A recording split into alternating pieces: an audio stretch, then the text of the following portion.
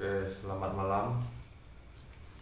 Berjumpa lagi di channel kita Semesta Halus Official. Assalamualaikum warahmatullahi wabarakatuh. Salam, Om Swastiastu dan berkah dalam.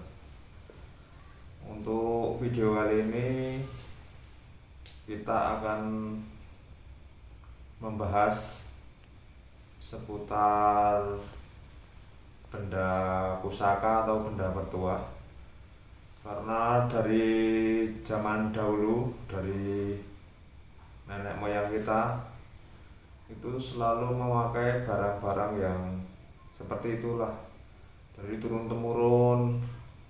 Nah, kita sebagai generasi muda ya wajib melestarikan lah, karena pada zaman dulu benda-benda seperti itu ikut juga membantu mereka dalam memerangi penjajah, baik itu Belanda atau zaman Jepang kala itu.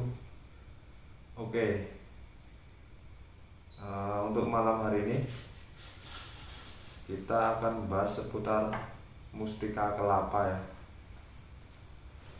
Ini kebetulan ada. Ini mustika kelapa. Ini teman-teman. Dia seperti kelapa muda itu ya. Dia agak tembus sedikit. Bentuknya persis ini. Seperti kelapa. Oke. Ini sampelnya. Ini asli penarikan dari alam ya. Ini dia diambil dari alam. Mungkin ini dulu pernah dipakai oleh nenek moyang kita zaman dulu, terus dia wafat, dia meninggal, dan ini nggak ada yang pakai. Terus ini guru saya yang ambil, bukan saya nggak bisa. Ini dia yang ambil. Oke, untuk kegunaan ya, mustika kelapa itu gunanya banyak. Kalau teman-teman sudah googling ya, sudah cari-cari di internet, itu banyak sekali kegunaannya. Ini caranya ngambil. Dulu diterang dulu ya, tempatnya mana, alamatnya mana, terus diambil di lokasi. Terus malamnya dilakukan tayuh. Tayuh itu ya semacam benda ini ditanya, dikasih dupa lidi itu, terus dikasih di atasnya, ditanya, kamu namanya siapa, terus kamu batu apa, terus kegunaan kamu untuk apa, terus doanya gimana, terus lakon atau puasanya puas gimana, itu ada. Maka setelah diadakan tayuh, maka didapatlah ini hasilnya, hasil tayuh. Ini ada namanya batu mustika kelapa, ada namanya sendiri, kiai siapa ini, saya nggak bisa menyebutnya ya. Terus selanjutnya sampai harus puasa. Kalau di sini 3 hari 3 malam mutih apit weton. Artinya apit weton itu misalnya netonnya hari Selasa, Senin, Selasa, Rabu itu berpuasa gitu, kurang lebih begitu. Karena begini, kalau seandainya mustika ini tak ada suratnya lah, nggak ditayuh. Ini sama juga kalau kita punya mobil tapi nggak bisa menghidupkan, nggak bisa mengemudi, itulah kurang lebihnya begitu. Jadi logikanya kalau nggak ada kertasnya ini, nggak ada doanya, itu sama juga bohong. Kita nggak bisa tahu fungsinya itu. Jadi kita nggak bisa mengendalikan kodam yang ada di dalam batu mustika kelapa ini. Terus di sini sebenarnya ada gunanya di sini. Maksudnya kekuatannya di mana ada.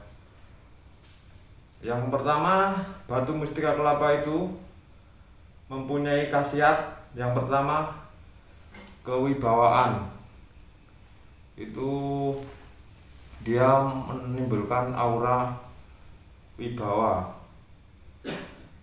Itu biasanya di wajah ya, menimbulkan daya tarik tersendiri sehingga dihormati orang, disegani orang. Itulah kegunaan dari batu mustika kelapa. Yang pertama, kewibawaan. Yang kedua, keselamatan ya. Dia memberikan keselamatan bagi pemiliknya. Misalnya kalau terjadi kecelakaan itu pemiliknya tidak cedera parah, itu salah satu contohnya saja ya. Jadi seperti itu, dia selalu memberikan keselamatan kepada pemiliknya. Oke, yang ketiga, dia memberikan kekuatan. Itu terus balik lagi keselamatan ya. Mungkin yang kedua tadi untuk keselamatan, mungkin kalau ada santet atau tenung, itu dia bisa menghalau lah. Jadi tenung itu tidak sampai ke pemilik batu mustika kelapa tersebut begitu. Oke, yang ketiga, kekuatan. Dia memberikan energi yang lebih kepada pemiliknya. Dia memberikan ya spirit lah, energi yang lebih, baik untuk aktivitas sehari-hari atau untuk yang lain-lain. Terus yang ketiga, yang keempat, 4 dan 5 ya saya gabung. Ketahanan dan keawetan ini banyak yang tahu. Itu mayoritas yang tahu yang 4-5 ini. Ketahanan dan keawetan, karena biasanya dites di santan teman-teman. Santan itu kan identik cepat busuk ya. Ada santan, ada susu, terus ada yang protein yang tinggi-tinggi itu kan cepat busuk. Kalau dikasih ini, dia dikasih batu mustika ini, dia sebenarnya akan busuk, tapi dia bisa memperlambat.